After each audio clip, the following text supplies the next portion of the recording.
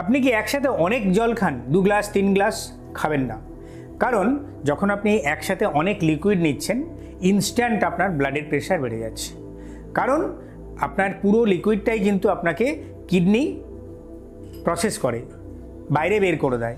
কিডনির উপর চাপ পড়ছে, সোডিয়াম পটাশিয়াম লেভেলের উপর অ্যাটাক হচ্ছে, হার্টের উপর প্রেশার হচ্ছে। সুতরাং একসাথে অনেক জল খাবেন না। জলে আপনার পরিমাণ ঠিক থাকলে আপনার স্কিন ভালো থাকবে, আপনার নার্ভাস সিস্টেম ভালো থাকবে, আপনার ডাইজেস্টিভ সিস্টেম ভালো থাকবে, আপনার কিডনি ভালো থাকবে, আমাদের সার্কুলেশন ভালো থাকবে, বডির ইন্টারনাল সেলগুলো ভালো থাকবে।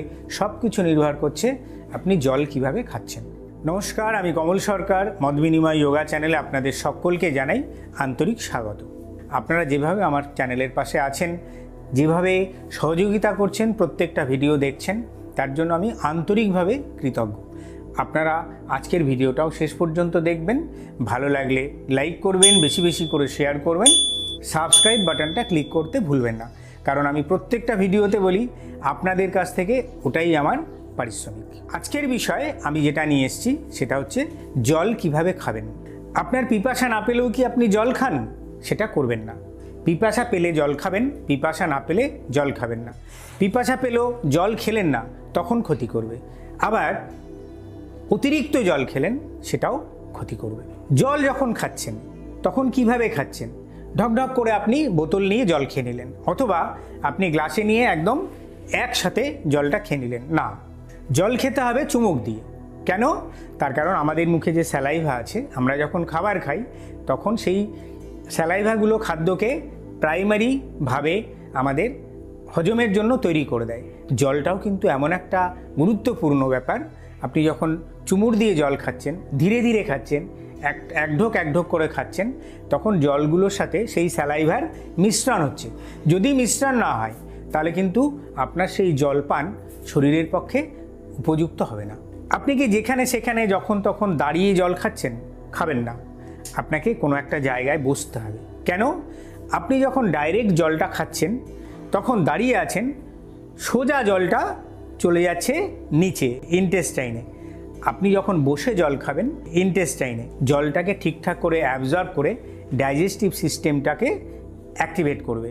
ইনস্ট্যান্টলি চিল ওয়াটার ফ্রিজ থেকে বের করে গলায় ঢেলে দিলেন, জল খেয়ে নিলেন, খাবেন না।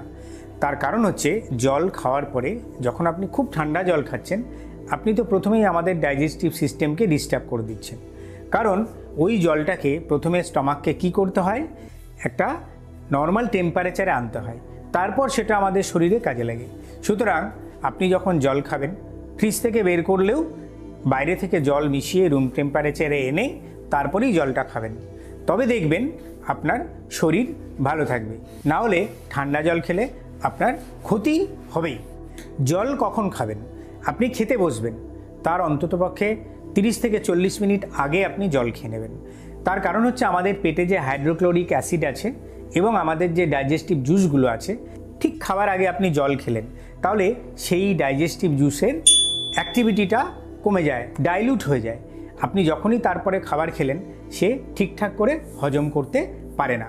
সুতরাং সবসময় খেয়াল রাখবেন, খাবার অন্ততপক্ষে আধা ঘন্টা থেকে 40 মিনিট আগে জল খাবেন, আর খাবার পরে মিনিমাম 40 মিনিট থেকে 1 ঘন্টা পরে জল খাবেন, কারণ ডাইজেস্টিভ জুসকে খাদ্যগুলোকে হজম করার সুযোগ দিতে হবে।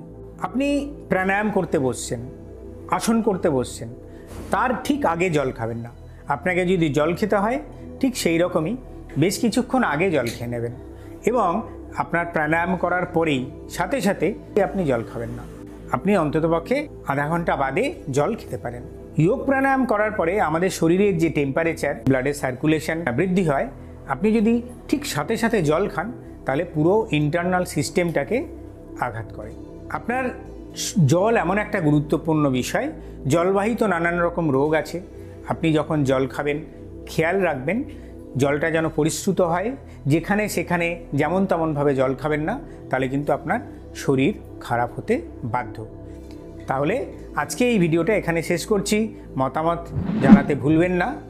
সকলে ভালো থাকবেন, সুস্থ থাকবেন, সঠিক জল পান করুন। নমস্কার।